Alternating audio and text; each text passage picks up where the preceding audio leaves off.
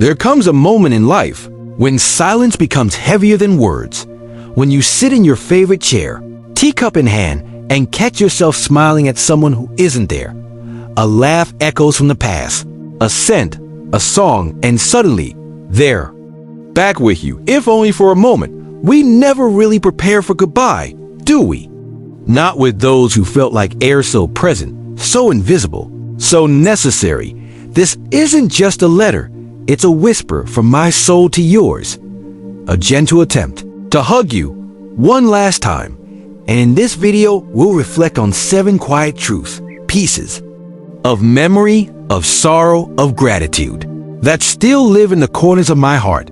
If you're listening, somewhere between the clouds and the morning sun, this is for you. Part 1. The day you slipped through the quiet. I remember the day you left like the sound of rain that no one expected. It was quiet, too quiet, as if the world took a breath and forgot to let it go. I was just about to call you, to tell you about something silly, maybe that my kettle was whistling, like an opera singer again. I thought you'd laugh. You always did. But the phone didn't ring. My feet didn't move. There was only silence. And then the news came. Had slipped away. Just like that. No warning, no time. No final cup of tea. No hug. It's strange how loss doesn't shout. It whispers. It creeps into the corners of the living room. Sits on your favorite chair. Wears your scent like a memory. And waits. I looked at the sky that evening, hoping you'd send a sign. A soft breeze, a dancing curtain, even just a feeling. But all I heard was the echo of everything I didn't say, and the softest ache of a hug that never arrived. Part 2. The laughter that still lives in my kitchen. Do you remember the time we tried baking scones and ended up with something closer to bricks? You said, well, at least they'll make good doorstops. And we laughed so hard, we forgot they were meant to be eaten. It's funny, isn't it? Of all the grand things in life, trips, birthdays, big announcements, it's the sound of your laugh in my kitchen that refuses to fade. You had that kind of laugh round and warm, like a hug with sound. It spilled out easily, even when things weren't quite right, especially then. And somehow, your laughter made mine feel braver. Now when the kettle whistles, I half expect to hear you chuckle. The biscuit tin is still by the window, just where you liked it. No one eats from it, but I can't move it either. It's as though your laughter lives there, folded in between the crumbs and the light. I never thought I'd miss the way you burn toast, but I do. And on quiet mornings, when the sun slips gently onto the tiles, I swear I can still hear your giggle, dancing softly across the spoons. If this video brought a smile to your face or warmed your heart, don't forget to tap the like button. Part 3. Things I wish I had said.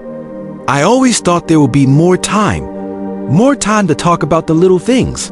The way your hands always knew how to fold a napkin just so, or how you made strangers feel like old friends within minutes. But now that you're gone, the silence has a shape. It sits across from me like a guest waiting to be spoken to, and I find myself whispering into the quiet. The things I never said. I should have told you how safe I felt when you were around, how your presence was like a lighthouse when my thoughts were stormy. I should have said thank you more for the warm cups of tea, for the way you remembered the names of people I forgot, for staying when I wasn't my best. I should have said sorry, too, for that day I canceled, for the times I didn't listen fully, for rushing, for assuming, for not always seeing you clearly. And most of all, I wish I had said, if I ever lose you, it will ache forever. But you probably knew, you always did.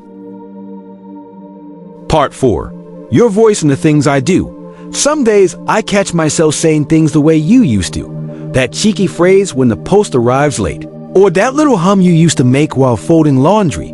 I used to think habits were just habits, but now I know they're echoes.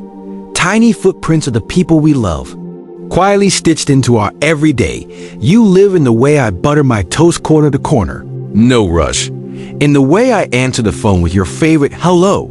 That always sounded like a song. You're there when I double knot my shoelaces, just like you showed me.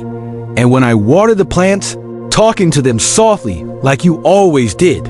As though they were listening, I thought grief would be a wall, but instead, it's a mirror. I see you everywhere in me, not as a ghost, but as a rhythm. The gentle kind like the tick of a beloved old clock. Steady, familiar, unseen, but deeply felt. You may not walk beside me anymore, but your voice, it never stopped walking with me. Part 5 Photos, Dust, and What Remains. I found an old photo of us yesterday. It was tucked inside a book you once lent me, still with that little coffee stain on the corner. We look younger, of course. Less gray, more wide-eyed. But the laughter, it was already there, etched into our smiles like we knew how rare it all was. Even back then, I sat with that photo for a while, and for a moment, the room felt full again. Funny, how a single piece of paper can carry so much of a person. Not just your face, but your energy, your spark. The shelf where your birthday card still stands is gathering dust now. I've dusted around it. Carefully, I'm not ready to move it. I may never be, because in this strange new world where you are not, your presence lingers in what remains. The teacup with a crack you refuse to throw away. The scarf you forgot one winter, still folded in the drawer. These things aren't just objects. They are gentle anchors, holding the weight of memories that still breathe. I keep them close, not out of sadness, but out of love. Quiet love, the kind that doesn't fade. Part 6. The loneliness between the hours. It's not always the birthdays or holidays that are hardest. Sometimes it's Tuesday at 4 p.m. when the light hits the floor a certain way, and I suddenly remember the sound of your shoes. Grief isn't loud. It tiptoes in during the smallest spaces, between the tick of the clock and the creak of the chair. I'll be making tea, and just like that, I'll turn, as if you're still about to walk through the door, holding biscuits, grinning like always, but no one comes. And in that quiet, I meet the ache again. The loneliness isn't always painful. Sometimes it's just tender, like missing a song you used to hum in the kitchen, or the way you nudge my elbow when I overthought things. I sit with it now. I don't fight it. It's the shape your absence left behind. It reminds me that what we had was real. That love, even when it aches, is still love. And that missing someone means you were lucky enough to have someone worth missing. Part 7. The hug I send across the stars. There's a moment just before sleep when the world grows soft and the heart speaks louder. That's when I feel you most. Not as a memory, but as something gentler, like a presence wrapped in starlight. I often wonder, did you know how much you meant to me? Did I show it enough? Say it enough? Maybe that's why I talk to you sometimes, quietly, softly, a few words into the air, a little laugh in the garden. I don't know where you are now, but I hope the sky is kind to you. I hope the breeze still feels like a warm hand on your shoulder. And if love can travel, if it can stretch across time and stars and silence, then feel this now. One last hug, the kind you always gave. With both arms, a soft squeeze. And that little pat on the back. You may be far, but this hug finds you, wherever you are. Some goodbyes are never truly said. They live on in a drawer left untouched, in a teacup that still waits, and in the quiet tug of the heart when we remember. This letter is for all of us who didn't get to say one last thing, one last thank you, one last smile, one last hug. If you have someone you miss, I hope this video felt like a gentle companion beside your memories. You are not alone. And if this story touched your heart, would you consider leaving a comment below? Maybe share a memory of your friend, or simply write their name. Let's remember them together. If you'd like to walk with us through more stories like this, please don't forget to subscribe, like, and share this video with someone who might need a little warmth today. Your kindness helps keep this space alive.